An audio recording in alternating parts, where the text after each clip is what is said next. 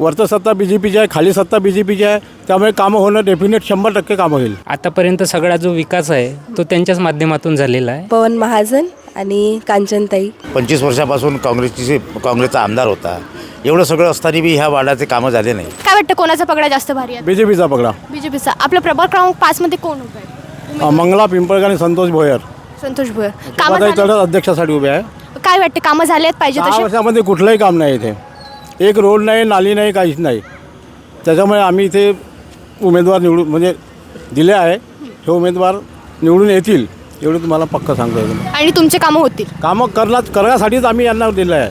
वरचं सत्ता BJPची आहे, खाली सत्ता BJPची आहे, त्यामुळे कामं होणं डेफिनेट 100% कामं होईल. 5 मध्ये काय वाटते कोणाची हवा जास्त इकडे? काँग्रेस. कोणते उमेदवार आहे त्यांच्याकडनं? त्यांच्याकडनं आहे पवन महाजन आणि कांचनताई. ते आले तर साखरकर. ते आलेत कामं करतील. हो हो, नक्कीच होतील कामं. मंगला पिंपळकर, संतोषजी भोयर काय वाटतं येईल ते? 100% येईल. कामं झालेत पाहिजे तसे? इथे म्हणजे नाही, याच्या पहिलं 10 वर्षापासून काँग्रेसचा नगरसेवक होता. 25 वर्षापासून काँग्रेसचा आमदार होता.